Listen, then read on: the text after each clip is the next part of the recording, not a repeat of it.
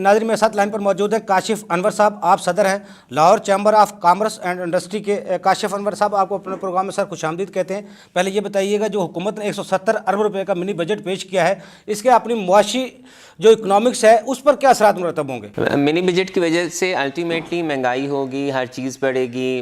ہم I am F کی شرائط پہ تمام جو منی بجٹس لا رہے ہیں، اور جو منی بجٹ یہ بھی آیا ہے یہ آئی ایم ایف کی شرط پہ ہی آیا ہے۔ ہمارے انٹرسٹ ریٹس جو بڑھے آئی ایم ایف کی وجہ سے بڑھے، لیکن بات یہ ہے کہ ہمیں اس بات کو بھی دیکھنا ہے کہ کیا ہم نے ملک کو بچانا ہے یا نہیں بچانا۔ کیا اسی طرح ہمارے منی بجٹس آتے رہیں گے؟ ہم نے کیا ملک کو منی بجٹس پہ ہی چلانا ہے؟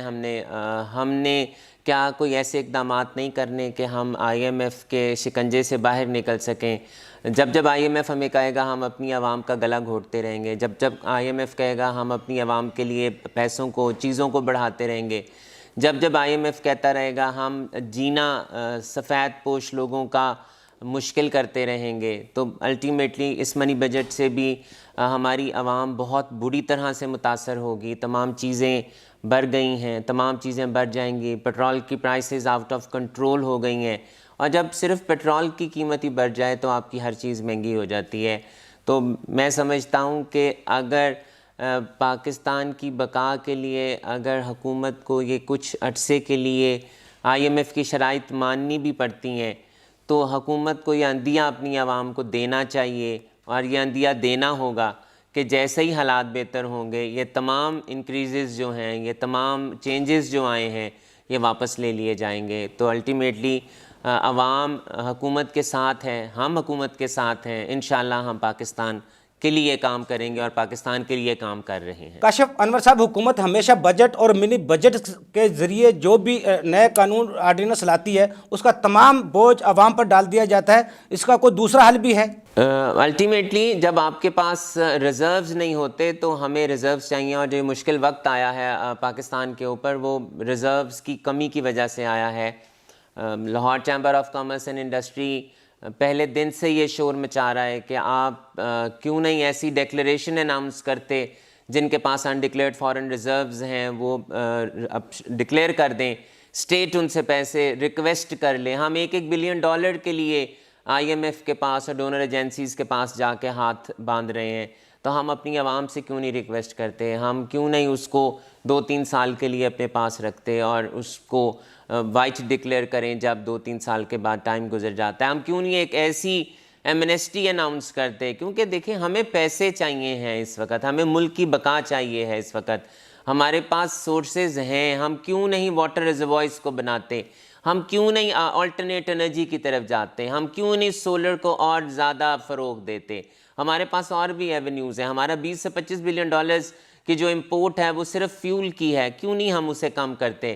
بات یہ ہے، یہ ہم نے نہیں سوچنا، یہ جنہوں نے سوچنا ہے یہ ان کے سوچنے کی بات ہے کہ جو 2000 سے 2200 لوگ ہماری قسمتوں کا فیصلہ کرتے ہیں، یہ ان کے سوچنے کی بات ہے۔ کیوں نہیں ان اسمبلیوں کی، اگر ہم ایمرجنسی میں ہیں تو کیوں نہیں ان کے پرکس ختم کیے جاتے؟ کیوں نہیں ان کی تنخواہیں ختم کی جاتی؟ کیوں نہیں ان کی تمام جتنی سہولیات دے رکھی ہیں وہ ختم نہیں کی جاتی؟ جتنے ڈپارٹمنٹس ہیں ان کو جو فری یونٹس ملتے ہیں کیوں نہیں ختم کیے جاتے؟ کیونکہ ایمرجنسی ہے۔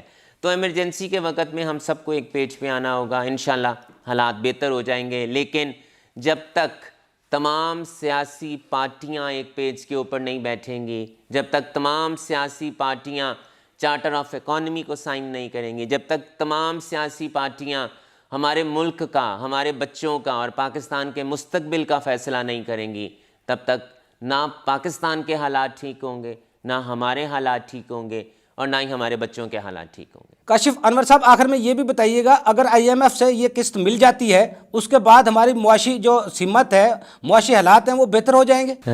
جیسا کہ میں نے کہا کہ انشاءاللہ ہمارے پاس اس کے علاوہ اور کوئی چارہ نہیں ہے کہ ہم 9th ریویو میں جائیں، کیونکہ ہمارے جو ڈالر کے ریزروز ہیں وہ بہت شدید بری حد تک گر گئے ہیں، اور ہم اس کو اپنا پورا نہیں کر سکتے۔ اصولی طور پہ کسی بھی ملک کے پاس کم از کم 3 مہینے کے لیے آپ کے امپورٹ کے پیسے ہونے چاہیے، جو کہ ہمارے پاس نہیں ہیں۔ ہمارے پاس اصولی طور پہ 15 سے 18 بلین ڈالرز کے ریزروز ہونے چاہیے، جو کہ اس وقت صرف 2 سے 3 بلین ڈالرز کے ہیں۔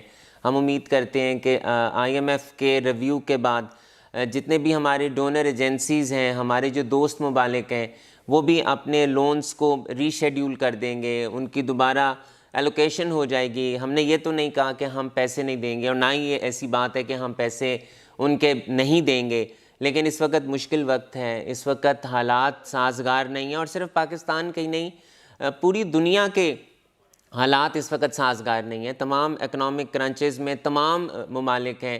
تو میں سمجھتا ہوں کہ اگر ہم آئی ایم ایف کی بات مان لیتے ہیں، آئی ایم ایف کا ریویو ہمارا کمپلیٹ ہو جاتا ہے، لیکن اس کے بعد ہم اپنی پالیسیز کو چینج کرتے ہیں، ہمیں اپنے قبلے کو درست کرتے ہیں، ہم اپنی انڈسٹری کو امپروو کرتے ہیں، ہم اپنے ان اخراجات کو کم کرتے ہیں، ہم تمام سیاسی پارٹیاں ایک پیج کے اوپر بیٹھتی ہیں، چارٹر آف اکانومی سے پہلے چارٹر آف انڈرسٹینڈنگ کرتی ہیں کہ ہم ملک کے لیے ہیں اور ہم ملک کے لیے کام کریں گے، تو کیسے ہو سکتا ہے کہ ہمارے حالات ٹھیک نہ ہوں اور اللہ تعالیٰ ہمارے اوپر کرم نوازی نہ کرے؟ جی بہت شکریہ کاشف انور صاحب، آپ نے ہمیں ٹائم دیا۔